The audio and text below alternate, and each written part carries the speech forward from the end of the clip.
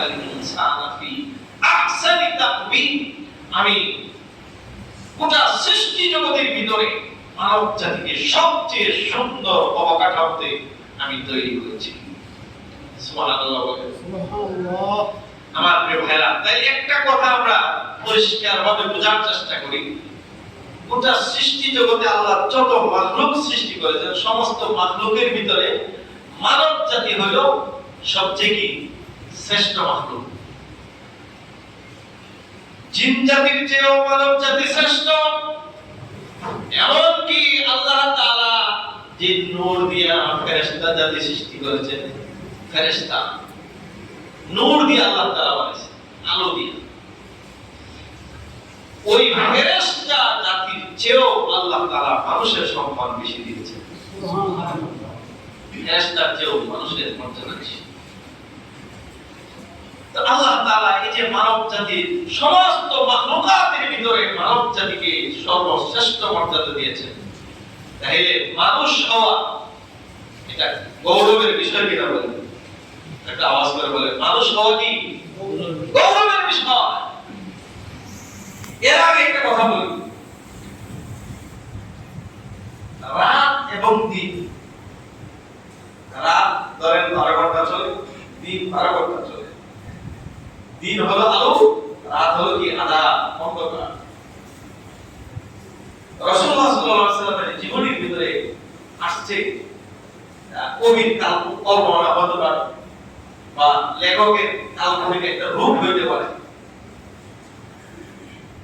রাত মহান রব্বুল আলামিনের কাছে দরখাস্ত করে, আল্লাহ তোমার প্যারা হাবিবকে রাতের বেলা দুনিয়াতে পাঠাইবা, আমি রাত যেন দিনের উপর গৌরব বোধ করতে পারি। জোরে জোরে বলুন সুবহানাল্লাহ।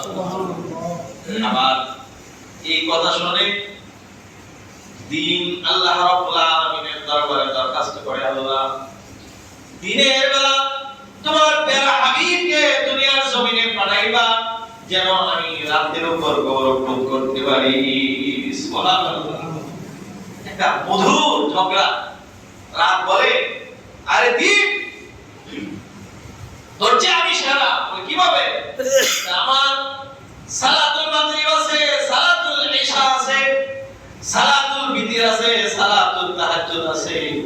রাতের বেলা মানুষ দাঁড়ায় দাঁড়ায় তাহাজ্জুদ পড়ে, আমি আল্লাহ রাব্বুল আলামিনের কাছে বিভিন্ন প্রার্থনা করে। সামায়ে দুনিয়ার আকাশে আল্লাহ অবতরণ কইরা আল্লাহর বান্দাদেরকে ডাকতে থাকে, কে আসো আমার রহমতের প্রত্যাশী আমার কাছে চাও, রহমত দিয়ে তোমার জীবনকে শান্তিময় করে দিব, রিজিকের প্রত্যাশী আমার কাছে রিজিক চাও, আমি আল্লাহ তাআলা তোমার জন্য রিজিকের দরজাকে প্রশস্ত করে দিব। কে আছো গুনাহকে ক্ষমাকারী, আমার কাছে গুনাহের জন্য তুমি ক্ষমা চাও, আমি আল্লাহ তাআলা তোমার জিন্দেগীর গুনাহগুলো ক্ষমা করে দিব। শেষ জমিতে আল্লাহ তাআলা ডাকতে থাকে।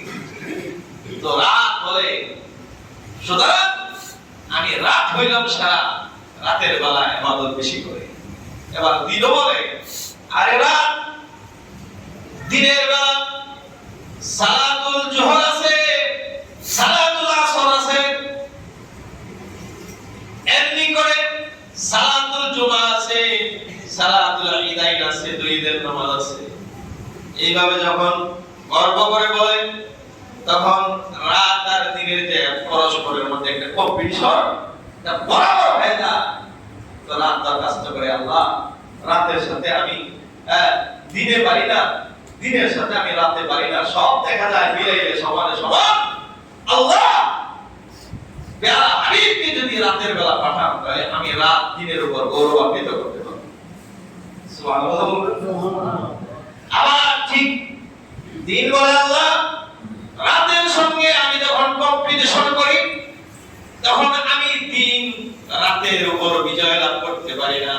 আল্লাহ গো, তোমার প্যারা হাবিবকে যদি দিনের বেলা প্রেরণ করো, তাহলে আমি দিন রাতের উপর গৌরবান্বিত করে বলতে পারবো, রে রাত প্যারা নবী আখির জামানার পয়গম্বর তাজদারে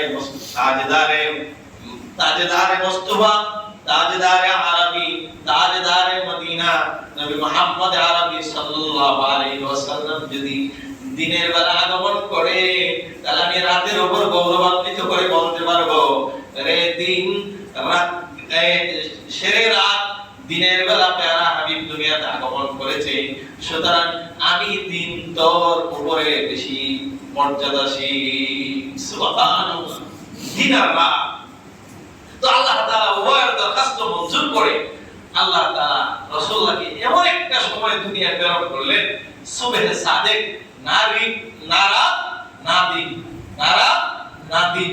দিনের দরখাস্ত মঞ্জুর করলেন, রাতের দরখাস্ত মঞ্জুর করলেন, দিনের রাতের শেষ বেলা, দিনের প্রথম প্রহর, এমন একটা সময়ে প্যারা হাবিবকে দুনিয়াতে প্রেরণ করেছেন। জোরে বলুন সুবহানাল্লাহ।